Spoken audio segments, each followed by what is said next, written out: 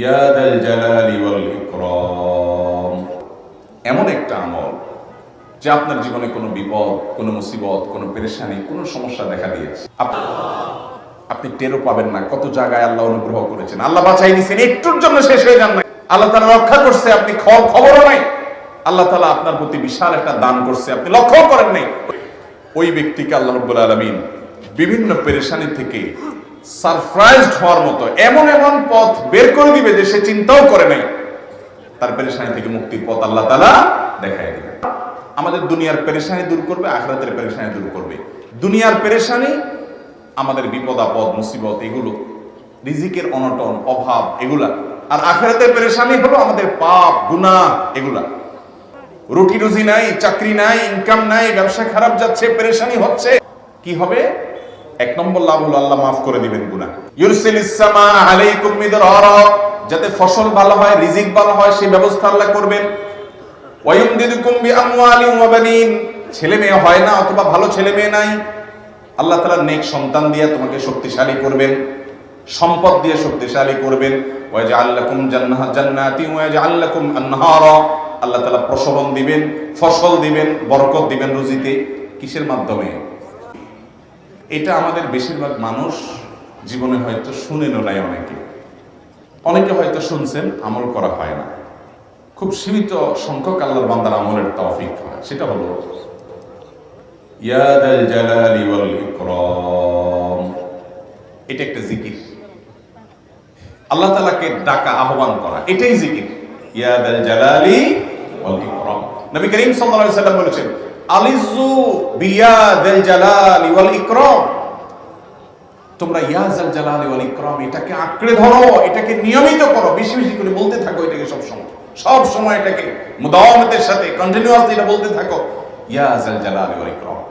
অনেক উলামায়ে কেরাম, মুহাদ্দিসিন ইকরাম ইয়া যাল জালালি ওয়াল ইকরাম কেন নবীজি এত বেশি বলতে বলেছেন, এটার মাধ্যমে আমাদের লাভটা কি, এর ব্যাখ্যা করতে গিয়ে বলেছেন, ইয়া যাল জালাল মানে হলো হে মহান, মহান বড়ত্বের অধিকারী, হে জালালের অধিকারী, হে জালাল, ওয়াল ইকরাম হে দানশীল। তাহলে প্রথম বাক্যে আল্লাহর বড়ত্বের কথা স্বীকৃতি দিয়ে প্রশংসা করা হয়, আর দ্বিতীয় বাক্যে হে দানশীল বলে আল্লাহ তাআলার কাছ থেকে চাওয়া হয় যে আপনি যেহেতু দানশীল এবং আপনি যদি মহান, অতএব আপনি আমাকে দান করেন। এটা ডাকলেই, আল্লাহকে এই বলে ডাকলেই চাওয়া হয়ে যায়। এই জন্য বেশি বেশি করে ইয়া যাল জালালি ওয়াল ইকরাম করতে হবে। অনেকে হয়তো নতুন শুনেছেন, আজকে থেকে শুরু করে দিবেন ইয়া যাল জালালি, সকাল বিকাল, মনে থাকে না তো লিখে লিখে ওয়ালে টাঙায় দেন, বাসা বাড়িতে এমন জায়গায় লিখে রাখেন তাকাইলেই নজরে পড়ে, কারণ মোবাইলে আমাদেরকে সবকিছু ভুলাই দেয়, দুনিয়ার ব্যস্ততা সব ভুলাই দেয়।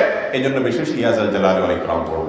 4 নম্বর যে দোয়া এবং জিকির করতে নবী করিম সাল্লাল্লাহু আলাইহি সাল্লাম সব সময় আমাদেরকে উৎসাহ দিয়েছেন, অনুপ্রেরণা দিয়েছেন, লা হাওলা ওয়ালা কুওয়াতা ইল্লা বিল্লাহ, লা হাওলা ওয়ালা কুওয়াতা ইল্লা বিল্লাহ, লা হাওলা ওয়ালা কুওয়াতা ইল্লা বিল্লাহ। এটা হলো সারেন্ডার করা, আল্লাহর কাছে সারেন্ডার করা, আত্মসমর্পণ করা। মানে আল্লাহ ছাড়া কোনো ভালো কাজ করার ক্ষমতা কারণ নাই, করার তৌফিক দেওয়ার ক্ষমতা কারণ নাই, আর পাপ থেকে বাঁচানোর ক্ষমতা কারণ নাই। এই জন্য আমি কেমন যেন আল্লাহর কাছে সারেন্ডার করছেন, লা হাওলা ওয়ালা কুওয়াতা ইল্লা বিল্লাহ। কোন অবস্থা, কোন সামর্থ্য এগুলো কারোর কাছে নাই, শুধুমাত্র কার কাছে আছে? আল্লাহর কাছে আছে। এই অর্থ বুঝে আপনি লা হাওলা ওয়ালা কুওয়াতা ইল্লা বিল্লাহ বেশি বেশি পাঠ করবেন। নবী করিম সাল্লাল্লাহু আলাইহি সাল্লাম বলেছেন, তোমাদেরকে কি আমি জান্নাতের একটা ভান্ডারের খোঁজ দিব, খবর দিব, যেটা জান্নাতের ভান্ডার, সওয়াব টব না, সাধারণ অল্প স্বল্প সওয়াব না, পুরো জান্নাতের ভান্ডারের সন্ধান দিয়ে দিব। সাহাবায়ে কেরাম তো চাইতেনই সেটা। নবীজি সাল্লাল্লাহু আলাইহি সাল্লাম তখন বলেছেন যে লা হাওলা ওয়ালা কুওয়াতা ইল্লা বিল্লাহ, এটা হলো কানজুম মিন কুনুজিল জান্নাহ, জান্নাতের ভান্ডার সমূহের মধ্যে থেকে একটা বড় ভান্ডার হলো এই লা হাওলা ওয়ালা কুওয়াতা ইল্লা বিল্লাহ। অতএব এই আমলটা বেশি বেশি করবেন। 5 নম্বর আমল হলো দোয়া ইউনুস। দোয়া ইউনুস জানা আছে তো? লা ইলাহা ইল্লা আনতা সুবহানাকা ইন্নী কুনতু মিনাজ জালিমিন। ভাইরা আমার, অর্থের দিকে তাকায়া মাঝে মধ্যে মোবাইল টোবাইল সব ফালায় রেখে একটু আল্লাহর সাথে কথা বলবেন, আল্লাহর সাথে একটু কানেক্টেড হওয়ার চেষ্টা করবেন, আল্লাহর সাথে একটু সংযুক্ত হওয়ার চেষ্টা করবেন। ডিসকানেক্টেড তো পুরো লাইফটা কাটাই দিলেন, একটু কানেক্টেড হওয়ার চেষ্টা করেন। প্রতিদিন কিছু সময় বসে একটু জিকির করেন, চলতে ফিরতে একটু আল্লাহকে সময় দেন, আপনি উপকৃত হবেন, আপনার কল্ব জিন্দা হবে, আমল নামাজ সওয়াবে পরিপূর্ণ হবে। লা ইলাহা ইল্লা আনতা সুবহানাক ইন্নী কুনতু মিনাজ জালিমিন অর্থের দিকে তাকান, কত মর্মস্পর্শী। লা ইলাহা ইল্লা আনতা, আল্লাহ আপনি ছাড়া কোনো সত্যিকারের মাহবুদ নাই, উপাস্য নাই। সুবহানাক, আপনি পবিত্র, আমি আপনার পবিত্রতা জ্ঞাপন করছি। ইন্নী কুনতু মিনাজ জালিমিন, তবে আমি সেই সব মানুষদের অন্তর্ভুক্ত যারা নিজের প্রতি নিজে জুলুম করেছে, অবিচার করেছে, অন্যায় করে আমার নিজের পায়ে নিজে কুড়াল মেরেছি বহু। অতএব আপনি আমাদের প্রতি রহম করেন। এই দোয়া পাঠ করে আপনারা সবাই জানেন আল্লাহর একজন নবী, তিনি জীবনের সবচেয়ে কঠিন পরিস্থিতির মুখোমুখি হয়ে এমন বিপদে পড়েছেন যে বিপদ থেকে উদ্ধারের কোনো পথ ছিল না। দুনিয়াবী সকল সিস্টেম বলবে যে সমুদ্রে নিক্ষেপিত হয়ে বিশাল বড় সমুদ্রে প্রাণী মাছের পেটে চলে গেলে সে মানুষ আবার বাঁচে কিভাবে, মুহূর্তের ভিতরে তো মারা যাবে অক্সিজেনের অভাবে, এটাই দুনিয়ার সিস্টেম বলে।